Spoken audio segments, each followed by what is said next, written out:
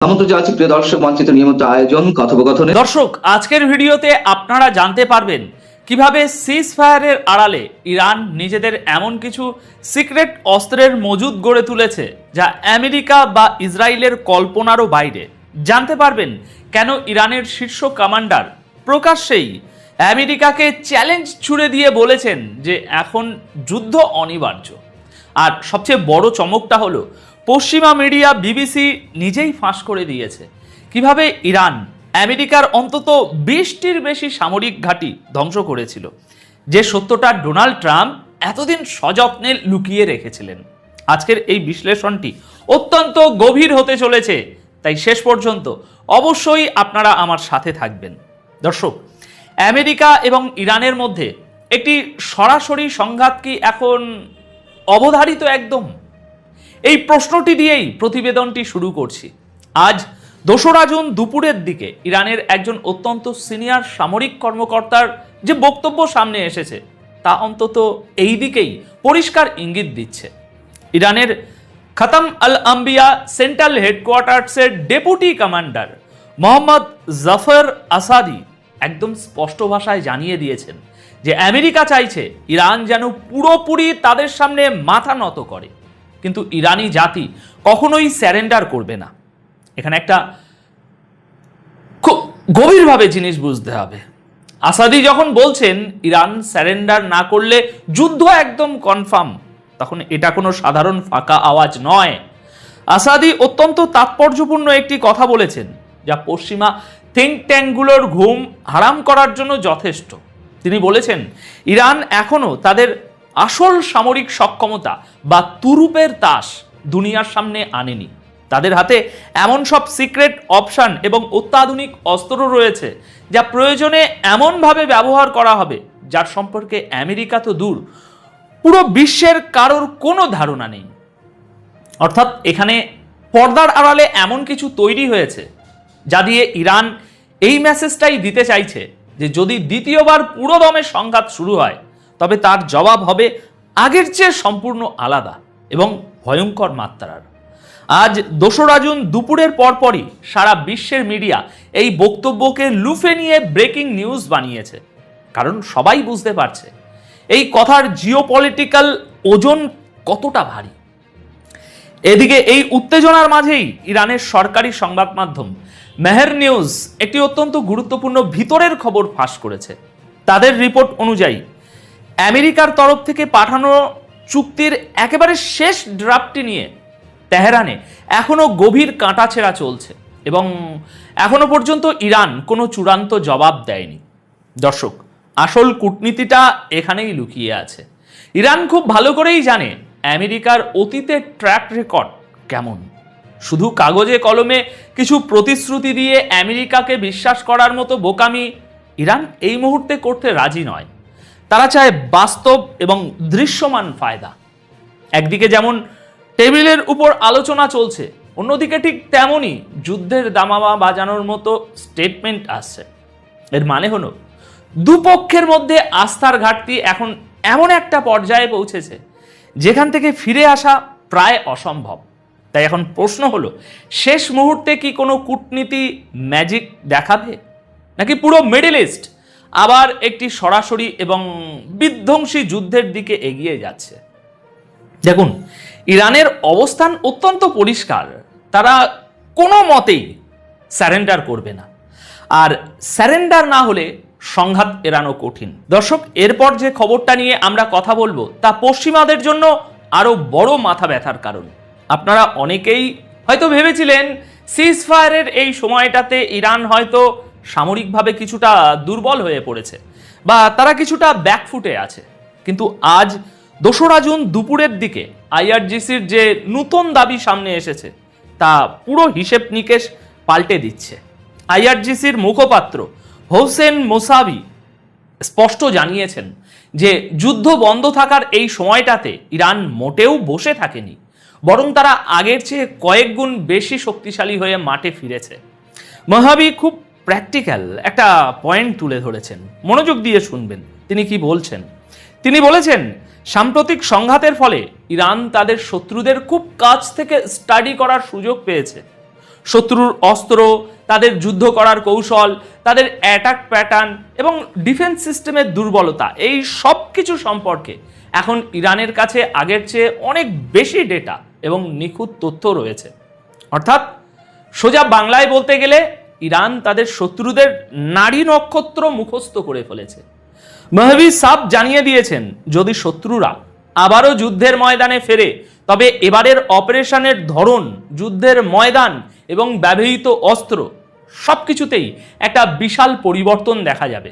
IRGC এটাও দাবি করেছে যে ইরানের সামুদ্রিক ক্ষমতা বা অপারেশনাল সক্ষমতা ধ্বংস হয়ে গেছে বলে যে প্রপাগেন্ডা ছড়ানো হয়েছিল তা সম্পূর্ণ ভিত্তিহীন এবং মিথ্যে। বিশেষ করে হরমুজ প্রণালীর কথা উল্লেখ করে মহেবি বলেছেন, খুব দারুণ কথা, শুনবেন, আমেরিকা জলে, স্থলে এবং আকাশে তাদের সমস্ত সামরিক শক্তি ঢেলে দেওয়ার পরও মাত্র 1 মিনিটের জন্যেও হরমুজ প্রণালীর নিয়ন্ত্রণ ইরানের কাছ থেকে ছিনিয়ে নিতে পারেনি। এই বাস্তব অভিজ্ঞতা ইরানি ফোর্সকে যে কোনো পরিস্থিতির জন্য আগের চেয়ে অনেক বেশি আত্মবিশ্বাসী এবং প্রস্তুত করেছে। এখন এটা কি শুধু শক্তি প্রদর্শনের জন্য বলা হচ্ছে, নাকি ইরান সত্যি একটা নতুন মাত্রার যুদ্ধের জন্য পুরোপুরি প্রস্তুত, তা হয়তো সামনের দিনগুলোতেই পরিষ্কার হয়ে যাবে। কিন্তু আজকের সবচেয়ে বড় এবং এক্সক্লুসিভ জিওপলিটিক্যাল বিশ্লেষণটা আমরা করব বিবিসির একটা বোমা ফাটানো রিপোর্ট নিয়ে। আপনারা জানেন, যুদ্ধের সময় আমেরিকা সবসময় একটা সুপার পাওয়ার ইমেজ বা একটা ভুয়া দাপট দেখানোর চেষ্টা করত, কিন্তু ধীরে ধীরে সেই মিথ এখন ভাঙতে শুরু করেছে। বিবিসি ভেরিফাইয়ের নতুন রিপোর্ট অনুযায়ী সংঘাত শুরু হওয়ার পর থেকে ইরান পুরো পশ্চিম এশিয়ার অন্তত 8টি দেশে থাকা আমেরিকার কম করে হলেও 20টি সামরিক ঘাঁটিতে অত্যন্ত নিখুঁত এবং ধ্বংসাত্মক হামলা চালিয়েছিল। স্যাটেলাইট ইমেজ এবং বিভিন্ন ভিডিও ফুটেজ বিশ্লেষণ করে রিপোর্টটি বলছে যে এই হামলাগুলো পশ্চিমা মিডিয়ার দেখানো খবরের চেয়ে অনেক বেশি ভয়াবহ ছিল। নামগুলো শুনুন: সৌদি আরব, ইউএই, কাতার, কুয়েত, ইরাক, জর্ডান, বাহরাইন এবং ওমান।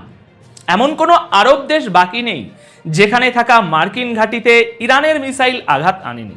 এই হামলাগুলোতে আমেরিকার মিলিয়ন মিলিয়ন ডলারের অ্যাডভান্স এয়ার ডিফেন্স সিস্টেম, মাঝ আকাশে তেল ভরার যে এয়ারক্রাফট, সেই এয়ারক্রাফট এবং অত্যন্ত দামি র্যাডার সিস্টেম সব ধ্বংস হয়েছে। বিবিসি ভেরিফাই স্পষ্ট বলছে, ইরানের এই হামলাগুলো মোটেও কোনো লোক দেখানো বা ওই সিম্বলিক হামলা যেটা বলে তা ছিল না। তারা সুনির্দিষ্টভাবে আমেরিকার সামরিক মেরুদণ্ডে আঘাত করেছে। আর আমেরিকা নিজেদের সেই তথাকথিত পরাশক্তির ইমেজ বা দাপট ভেঙে যাওয়ার ভয়ে এতদিন এই বিশাল ক্ষতির কথা পুরো দুনিয়ার কাছে লুকিয়ে রেখেছিল। কিছু সামরিক বিশ্লেষক তো এমনও বলছেন যে ক্ষতিগ্রস্ত মার্কিন ঘাঁটির সংখ্যা আসলে 20 নয়, বরং 28টির কাছাকাছি হতে পারে। এবার পেন্টাগনকে যখন এই স্যাটেলাইট ইমেজ এবং রিপোর্টের বিষয়ে প্রশ্ন করা হয়, তখন তারা কি বলে জানেন? তারা বলে অপারেশনাল সিকিউরিটির দোহাই দিয়ে কোনো মন্তব্য করতে রাজি হয়নি। তারা স্রেফ বলেছে যে এটা জাতীয় নিরাপত্তার বিষয়। এখানে একটা জিনিস খুব গভীর মনোযোগ দিয়ে বুঝতে হবে দর্শক, 8ই এপ্রিল যে যুদ্ধটা থেমে গিয়েছিল তা কি আমেরিকা সত্যি শান্তি প্রতিষ্ঠার জন্য থামিয়েছিল, নাকি নিজেদের সামরিক ঘাঁটিগুলোর আরো বড় ধরনের ধ্বংসযজ্ঞ থেকে বাঁচানোর সামরিক ঘাঁটিগুলোর জন্যই একটা তড়িঘড়ি করে সিজফায়ারের রাস্তা বেছে নেওয়া হয়েছিল? আজ জুনে এসে যখন এই সত্যগুলো ফাঁস হচ্ছে, তখন এটা একদম জলের মতো পরিষ্কার যে ক্ষতি শুধু একতরফা হয়নি। ইরানের পাল্টা হামলাগুলো আমেরিকাকে এমন কিছু জোরালো ধাক্কা দিয়েছে যা ডোনাল্ড ট্রাম্পের ইমেজের উপর একটা স্থায়ী কলঙ্ক লাগিয়ে দিয়েছে। পর্দার আড়ালে আমেরিকা যে কতটা চাপের মুখে ছিল এবং পুরো দুনিয়াকে আসলে যুদ্ধের কতটা কম সত্য জানানো হয়েছে, এই রিপোর্ট তারই একটা জলজ্যান্ত প্রমাণ। তো দর্শক, এই পুরো জিওপলিটিক্যাল সিনারিওটা যদি আমরা এক লাইনে বিশ্লেষণ করি, তাহলে দেখা যাচ্ছে যে আমেরিকা একদিকে কূটনৈতিক চাপ প্রয়োগের চেষ্টা করছে, কিন্তু অন্যদিকে ইরান এই সিজফায়ারের সময়টাকে কাজে লাগিয়ে নিজেদের সামরিক কৌশল এবং অস্ত্রের মজুদকে এমন একটা পর্যায়ে নিয়ে গেছে যা পশ্চিমাদের জন্য এক অজানা আতঙ্কের কারণ হয়ে দাঁড়িয়েছে। আর বিবিসির রিপোর্ট আজ এটা প্রমাণ করে দিল যে আমেরিকার অপ্রতিরোধ্য হওয়ার যে ন্যারেটিভ, তা আসলে পশ্চিমা মিডিয়ার তৈরি করা একটা ফাঁপা আওয়াজ মাত্র। এই মুহূর্তে পুরো অঞ্চল এমন একটা বারুদের স্তূপের উপর বসে আছে, যেখানে একটা ছোট্ট স্ফুলিঙ্গ পরিস্থিতিটাকে আবারও একটা ভয়াবহ যুদ্ধের দিকে ঠেলে দিতে পারে। এখন আপনাদের কি মনে হয়, ইরান কি সত্যি তাদের নতুন সিক্রেট অস্ত্রগুলো দিয়ে আমেরিকার এই আধিপত্যকে চূড়ান্তভাবে চ্যালেঞ্জ করতে পারবে, নাকি শেষ পর্যন্ত কোনো কূটনৈতিক সমঝোতায় গিয়ে পরিস্থিতি শান্ত হবে? আপনাদের মূল্যবান মতামত অবশ্যই কমেন্ট বক্সে জানাবেন। আসসালামু আলাইকুম রহমতুল্লাহি ওবরকাতুহু। সম্মানিত দর্শক, আওয়ামী লীগ নিয়ে আলোচনা থামছে না, সমালোচনা থামছে না, পক্ষে এবং বিপক্ষে আলোচনা চলছে শেখ হাসিনাকে নিয়ে, পক্ষে বিপক্ষে, তার আসা যাওয়া, তার বেঁচে থাকা, তার মরে যাওয়া, তার ক্ষমতা ফিরে পাওয়া ইত্যাদি প্রায় সব বিষয়গুলো নিয়ে আলোচনা হচ্ছে। তার বিচার নিয়ে, ভারতীয়দের অবস্থান নিয়ে প্রায় প্রতিদিনই আমাদের সামাজিক মাধ্যম, গণমাধ্যমে শেখ হাসিনাকে আসতেই হবে। আবার অন্যদিকে শেখ হাসিনা তিনি নিজেও নানা অছিলায়, নানা কৌশলে আলোচনায় আছেন। কখনো আমেরিকার পত্রিকায় Washington post, the Telegraph, new York Times, Sunday Times, the Telegraph, এরকম বিখ্যাত বিখ্যাত পত্রিকা, ইকোনমিক্স থেকে শুরু করে ভারতের আনন্দবাজার, হিন্দুস্তান টাইমস, দ্য হিন্দু, সব জায়গাতে প্রতি মুহূর্তে এই কয়দিন পরপর একটা সাক্ষাৎকার দিয়ে, একটা বক্তব্য দিয়ে তিনি সারা দুনিয়া তোলপাড় করে বেড়ান। এর বাইরে টেলিগ্রাম, হোয়াটসঅ্যাপ গ্রুপ, স্কাইপে, বিভিন্ন রকম যে সামাজিক যোগাযোগ মাধ্যম রয়েছে, তাদের সেই আন্তঃসংযোগ, মানে আওয়ামী লীগের মধ্যে, ছাত্রলীগের মধ্যে অসংখ্য গ্রুপ তৈরি হয়ে গেছে। এরা ডেইলি হাজার হাজার মিটিং করে, অসংখ্য গ্রুপ, এদের কাজ হলো কথা বলা। তো সেই কথা বলায় তারা নিজেরা নিজেরা কথা বলছে, দেশের সাথে দেশের বাইরের কথা হচ্ছে, এলাকার টু এলাকার কথা হচ্ছে, Patuakhali to Patuakhali, Patuakhali to Barishal, Patuakhali to Delhi, Patuakhali to যাকে বলা হয় London, London to America, America জয়ের সাথে কুড়িগ্রাম, নীলফামারী, মানে হাজার হাজার বক্তব্য হচ্ছে। এবং এই কারণে কি হচ্ছে যে উইদিন দ্য আওয়ামী লীগ, যেভাবে জামাত এই 2014 সন থেকে তাদের নিজেদের মধ্যে একটা আন্তঃযোগাযোগ তারা চালাচ্ছিল, ঠিক একই প্রক্রিয়াতে with more effective, with more professionalism, as well as যেটাকে বলা হয় আরো কৌশলী হয়ে, ট্যাক্টফুল হয়ে, ডিপ্লোম্যাটিক্যালি আওয়ামী লীগ নিজেদেরকে চাঙ্গা রাখছে, উষ্ণ রাখছে। আর নানা কারণে বিভিন্ন সময় বিভিন্ন কথাবার্তা বলে, বিভিন্ন ঘটনা ঘটিয়ে তারা বাংলাদেশের রাজনীতিকে উত্তাল করে দিচ্ছে। তো এই যে ছাত্রলীগকে নিয়ে আলোচনা, আওয়ামী লীগকে নিয়ে আলোচনা, শেখ হাসিনাকে নিয়ে আলোচনা, এগুলো না হয় মেনে নেওয়া গেল, কিন্তু সাম্প্রতিক সময়ে তার ভ্যানিটি ব্যাগ নিয়ে যে আলোচনা শুরু হয়েছে, এটা মানে কি বলবো, অনেক বড় বড় রাজনীতিবিদদের জন্য এটা রীতিমতো একটা চপেটাঘাত, যেখানে রাজনীতিবিদরা স্লোগান দিতে দিতে, মিছিল করতে করতে, দৌড়াতে দৌড়াতে, নাচতে নাচতে রক্তবমি করে দিচ্ছে, অথচ তাদেরকে নিয়ে কোনো আলোচনা হচ্ছে না। আর শেখ হাসিনার একটা ভ্যানিটি ব্যাগ, হয়তো সেটা কুমিরের চামড়া দিয়ে তৈরি, হয়তো সেটা বাফেলো মানে মহিষের চামড়া দিয়ে তৈরি, অথবা ব্ল্যাক বেঙ্গল গোট, বাংলার যে কালো ছাগল, ইটালির কোনো ব্র্যান্ডের তৈরি। আমি জানি না শেখ হাসিনা আসলে কি ধরনের ভ্যানিটি ব্যাগ ব্যবহার করতেন, সেটা কতটা কস্টলি। এর কারণ হলো ভ্যানিটি ব্যাগ এমন আছে যে আপনি নিউ মার্কেট থেকে 200 টাকার ভ্যানিটি ব্যাগ পাবেন, দেখতে অনেক সুন্দর, আবার ঠিক একই, মানে তার সে অত সুন্দরও না, নিউ মার্কেট 200 টাকার ব্যাগের মতো সুন্দর নয়, কিন্তু খুব ভালো ব্র্যান্ডের, ইউরোপের ভালো ব্র্যান্ডের। তো এরকম যে সকল ওয়ার্ল্ড ফেমাস ভালো ব্র্যান্ড রয়েছে, এরকম এক একটা ভ্যানিটি ব্যাগের দাম 2 কোটি 4 কোটি টাকা পর্যন্ত আছে। আর তার সঙ্গে যদি হীরামণি মুক্তা জহরত সুনি পান্না যুক্ত হয়, তাহলে কয়েকশো কোটি টাকা একটা ভ্যানিটি ব্যাগের মূল্য হতে পারে। তো শেখ হাসিনা ভ্যানিটি ব্যাগটা আসলে কেমন ছিল এটা আমরা জানি না, কিন্তু সেই ভ্যানিটি ব্যাগের মধ্যে 3 পৃষ্ঠার একটি পদত্যাগপত্র ছিল। সেই পদত্যাগপত্র নিয়ে এবং তার ভ্যানিটি ব্যাগ নিয়ে এখন যে আলোচনা হচ্ছে, এই আলোচনা বাংলাদেশের বড় বড় রাজনীতিবিদ, বড় বড় রাজনৈতিক দলকে নিয়ে আলোচনা হচ্ছে না। ফলে ভ্যানিটি ব্যাগ ভার্সেস রাজনীতিবিদ, আর এই যে ভ্যানিটি ব্যাগের যে গুরুত্ব, এটি বাড়িয়ে দিয়েছেন বাংলাদেশের একজন প্রথিতযশা সাংবাদিক, মানবজমিন সম্পাদক জনাব মতিউর রহমান চৌধুরী। মতি ভাইয়ের সঙ্গে আমার ব্যক্তিগত সম্পর্ক দীর্ঘদিনের, এবং সম্পর্কটা ভালো, খুবই ভালো সম্পর্ক। তিনি ওরকম খুব কট্টরপন্থী কোনো দলেরও নন, আবার কোনো দলের ঠিক ওরকম কট্টর বিরোধিতাকারী নন। অনেকটা লিবারেল প্রকৃতির একজন মানুষ। সবার সঙ্গে তিনি সম্পর্ক রক্ষা করতে চান, এটা আমি বুঝতে পারি। কারোর সঙ্গে তিনি শত্রুতা আসলে করতে চান না। ওয়েল বিহেভড, ওয়েল ম্যানার্ড, যাকে বলা হয় মাইল্ড। অভিমান তার আছে, কষ্ট তার আছে। তো যখন কষ্ট পান, অভিমান হয়, ওটা ইন্টেলেকচুয়াল লেভেলে তিনি 2 কলম লিখেন।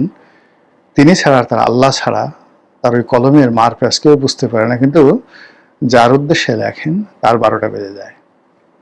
তার যে ক্ষুরধার লেখনী, এরশাদের বিরুদ্ধে সেই যে লেখা তিনি লিখেছেন, দুর্নীতিবাজদের উল্লাস নৃত্য।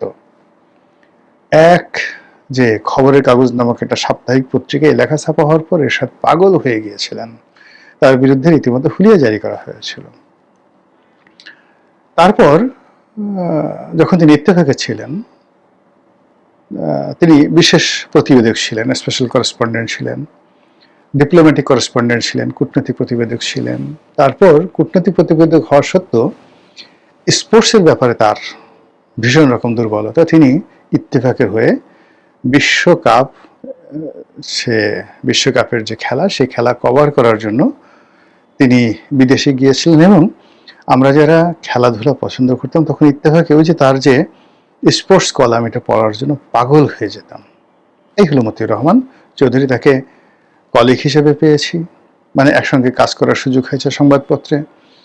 তাকে সহকর্মী রূপে পেয়েছি, যে টকশো করি দীর্ঘদিন যাবত তিনি হোস্ট হন। কখনো কখনো সহ আলোচক হিসেবে সভা সমিতি সেমিনারে পেয়েছি।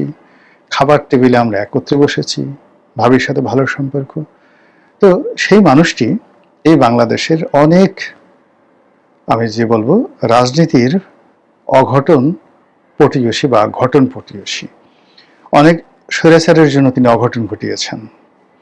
আর ইতিবাচক রাজনীতির জন্য, সাংবাদিকতার জন্য তিনি অনেক ল্যান্ডমার্ক ভিক্টরি স্থাপন করেছেন।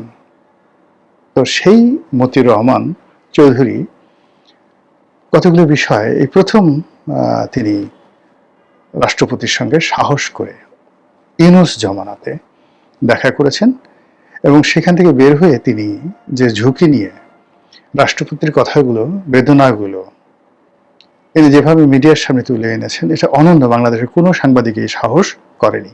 আপনি পক্ষে বলতে পারেন, বিপক্ষে বলতে পারেন, কিন্তু সাংবাদিকতার যে সাহস, শক্তি, যেটি পরবর্তীতে আবার তার অনুকরণে কালের কণ্ঠ দেখিয়েছে আরো ওয়াইড রেঞ্জে। কালের কণ্ঠের যিনি নির্বাহী সম্পাদক জনাব হায়দার, তিনি এই মতিউর রহমান সাহেবের অনুকরণে রাষ্ট্রপতিকে নিয়ে রাজনীতির অন্দরমহলের অনেক গুপ্ত বিষয় সামনে নিয়ে এসেছেন, যেটা ইউনূসের যে পুরো ক্যারিয়ারটাকে শেষ করে দিয়েছে। আর ইউনূস জমানাতে রাষ্ট্রপতির সাথে সাক্ষাৎ করে জনাব মতিউর রহমান চৌধুরী তিনি যে বক্তব্য দিয়েছেন, সেটা ইউনূস রেজিমকে পতনের দ্বার প্রান্তে নিয়ে গেছে। যেভাবে এরশাদের রেজিমকে প্রথম লাল কার্ড দেখানো হয়েছিল, এই কয়েকটা লেখা, তার মধ্যে সব শালা কবি হতে চায়, কবি রফিকুল্লাহ সে বিখ্যাত পিপিলিকা স্বাদ জেগেছে, পিপিলিকা জিদ করেছে উড়বেই, জিদ ধরেছে উড়বে, এরকম কবিতা, সে বিখ্যাত, সব শালা কবি হবে। আর মতিউর রহমান চৌধুরীর সেই দুর্নীতিবাজদের উল্লাস নৃত্য, আর পটুয়া কামরুল হাসানের বিশ্ব বেহায়া। এটা হলো ইন্টেলেকচুয়াল জগতের 3টি মাইলস্টোন এরশাদের পতনের। আর রাজপথে জীবন্ত পোস্টার সেই নূর হোসেন, সেলিম দেলোয়ার, দীপালি সাহা, এরপর এরশাদের পতন। তদ্রূপ এই যে ডক্টর মোহাম্মদ ইউনূসের যে পতন হলো বা শেখ হাসিনার যে পতন হলো, এই পতনের পেছনে মতিউর রহমান চৌধুরীর একটা বিরাট ভূমিকা আছে। এনিওয়ে, আমি এখানে যে জিনিসটা এই মুহূর্তে বলতে চাই সেটা হলো, এই যে শেখ হাসিনার পদত্যাগ পত্র নিয়ে রাষ্ট্রপতির যে প্রশ্নটি তিনি করেছিলেন ইউনূসের জমানাতে, এবং সেটা ইউনূস সামাল দিতে পারেননি, সেটার পক্ষে বিপক্ষে কিচ্ছু দাঁড় করানো যায়নি, ওটাই এস্টাবলিশ হয়ে গেছে যে তার পদত্যাগ পত্র নেই। এখন ঠিক সেই পুরনো বক্তব্যটি আবার নতুন একটা মোড়কে তিনি ভরে দিলেন, অর্থাৎ সেই পদত্যাগ পত্রটি জনাব মতিউর রহমান চৌধুরী তিনি ভরে দিলেন শেখ হাসিনার ভ্যানিটি ব্যাগে। এবং যে ভ্যানিটি ব্যাগটি এটা চেয়ারের উপর পড়েছিল তার বক্তব্য অনুযায়ী, তিনি নিতে ভুলে গিয়েছিলেন শেখ হাসিনা। যখন তার সেই ভ্যানিটি ব্যাগের কথা মনে পড়লো তখন তিনি সেই ভ্যানিটি ব্যাগটি আনতে বললেন এবং ভ্যানিটি ব্যাগটি হেলিকপ্টারে উঠে গেল। এই ঘটনা, এই কাহিনী, এই উপন্যাস, এই গল্প আমরা জানতাম না। এটা অবশ্যই সত্য। এর কারণ হলো, যদি আপনি তার অতীত ক্যারিয়ার দেখেন মতিউর রহমান চৌধুরীর, তিনি বোগাস কোনো গল্প তৈরি করেন না, অপ্রয়োজনীয় কোনো কথা বলেন না, এবং তিনি যখন কোনো একটা বিষয় মার্ক করেন বা সৃষ্টি করেন ওটা ইতিহাস হয়ে যায়। শেখ হাসিনার জমানাতে তাকে পালিয়ে বেড়াতে হয়েছে এবং শেষ সময় বেশ কিছুদিন, প্রায় বছরখানেক তিনি প্রাণ ভয়ে লন্ডনে ছিলেন। এরশাদের জমানাতে একই অবস্থা তার হয়েছিল। সেই তুলনায় বেগম জিয়ার জমানাতে, দুই জমানাতে, বা এই বর্তমান তারেক জিয়ার জমানাতে তিনি his in a better position. তো এই বেটার পজিশনে থাকা অবস্থায় তিনি যে এই যে ভ্যানিটি ব্যাগের কথা বললেন, 3 পৃষ্ঠা পদত্যাগপত্রের কথা বললেন, আর ভ্যানিটি ব্যাগটি গণভবনে না রেখে তিনি যদি বলতেন যে এটি হারিয়ে গেছে, তাহলে হয়তো মিথ্যা কথা বলা হতো, কিন্তু সরকার স্বস্তি পেত। কিন্তু তিনি যে কথাটা বললেন, এতে করে সরকারের মধ্যে কিন্তু মারাত্মক আতঙ্ক তৈরি হয়েছে। আর সবচেয়ে বেশি আতঙ্ক তৈরি হয়েছে জেনারেল ওয়াকারুজ্জামানের। তারপর আতঙ্ক তৈরি হয়েছে প্রেসিডেন্ট, বর্তমান যিনি প্রেসিডেন্ট শাহাবুদ্দিন চুপ্পুর। আতঙ্ক তৈরি হয়েছে বর্তমান প্রধানমন্ত্রী তারেক রহমান সাহেবের, এবং জামাতের আমির তিনিও আতঙ্কমুক্ত নন। এই 3 পৃষ্ঠার যে পদত্যাগপত্র, এবং সেটা তিনি কি লিখেছিলেন, সেটাতে তিনি স্বাক্ষর করেছিলেন কি করার সুযোগ পাননি, সেইটায় কি কি লেখা ছিল, তারপরে যেভাবে সেটা টাইপ হয়েছে না, তিনি নিজের হাতে লিখেছেন যেটা টাইপ হওয়ার কথা, এবং এই সকল কথা মতিউর রহমান চৌধুরী বলেছেন নির্ভরযোগ্য সূত্র, অর্থাৎ ওখানে যে সকল গোয়েন্দা সংস্থার কর্মকর্তা আছেন, আপনারা জানেন যে বড় বড় সাংবাদিক, তাদের সবার সঙ্গে NSI, DGFI এদের একটা খুব ভালো